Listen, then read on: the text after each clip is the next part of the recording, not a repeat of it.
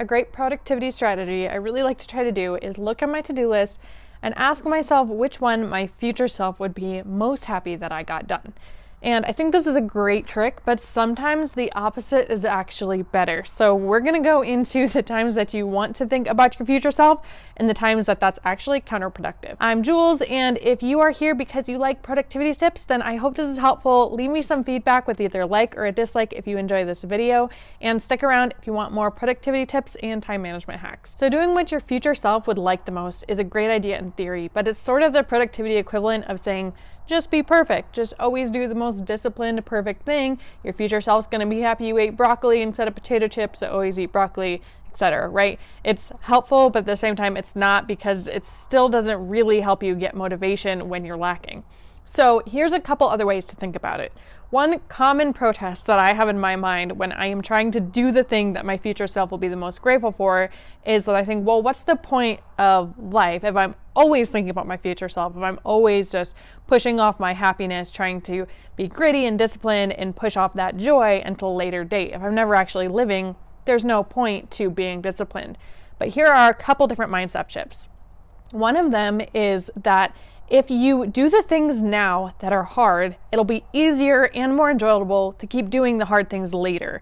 So here's an example. Maybe going to the gym sucks now. You don't want to do it. You'd rather hang out with friends. But if you do it later, it'll be easier to go to the gym and you might actually enjoy it in the future. That can apply to a lot of things. Even if you're trying to get through email and you're trying to get to inbox 0, if you get a hold of your inbox and you get it manageable, then later it'll be a lot easier to maintain, so you'll actually have more time for the things you enjoy and you'll still be able to stay on top of the things you did in the past. The basic idea behind this is that it's easier to maintain momentum than to catch up. If everything is a mess in your house, it's a lot easier to maintain the cleanliness than to catch up from the messy state to the clean state. If you're behind on work or emails or fitness or anything else, it's so much easier and more enjoyable to maintain that progress than to catch up from a state of being really behind. Another mental trick when you are arguing with yourself over if you really want to do what you'll appreciate most later is to think, okay, did I decide I was going to work right now, and have predetermined break and relax times built around. So think about what times of day and what times of the week you're going to be working, when you're going to do your exercise, when you're going to do those healthy habits, and then what times you're going to take off. And if it's one of those times that it's break time, then yes, go ahead, push off the whatever your future self would like best later and enjoy some time with friends or family or whatever else is important to you, or just relaxing. In fact, one thing I love about the question of what would my future self be most thankful for is sometimes the correct answer is actually some leisure time.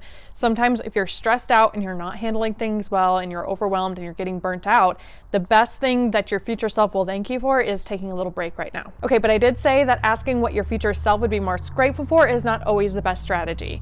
So here's what I mean by that. When you're looking at your to-do list and you're trying to decide what to do, or if you're trying to decide it's time to go to the gym, do I really want to go, or do I want to push it off till later?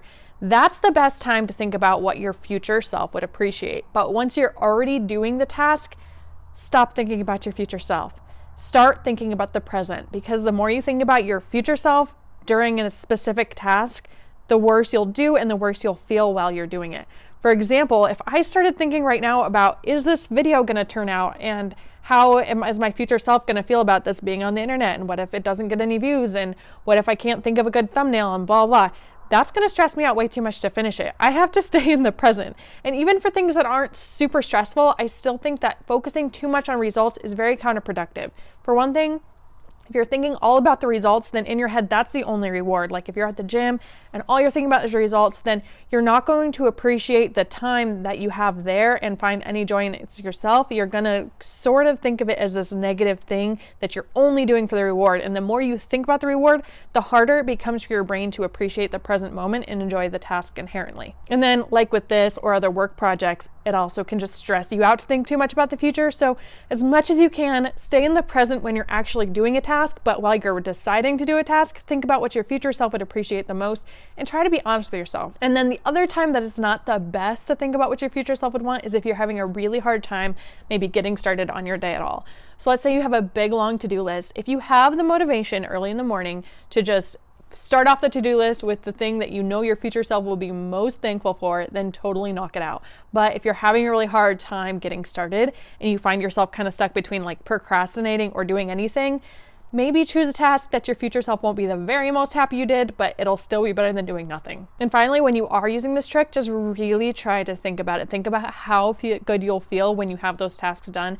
That's something that helps me get through some of the worst tasks, especially things like administrative things like taxes or phone calls that like they're easy and tiny in theory, but they just feel like this huge brick wall that I can't conquer. If I really try to think about how good I'll feel when it's done, and maybe just picture relaxing, not necessarily a specific reward, but just picture existing, picture my future self and doing it for her, that makes me feel a lot better. An interesting study, I'll try to find it and link it below if I can find it, is that I believe they did brain scans and found that when people are thinking about delayed gratification and doing something for their future self, it's similar to doing something for a complete stranger. That's how detached you can feel from your present self and your future self. So that's why it's so hard to skip the instant gratification and do what's good for us in the long run. But if you think of yourself as just helping out that pal, helping out your future self, it'll really help. Okay, this is getting repetitive. Again, like if this is helpful, dislike if not. I really appreciate all of you watching and your comments, and I will see you on Tuesday with another video. Bye.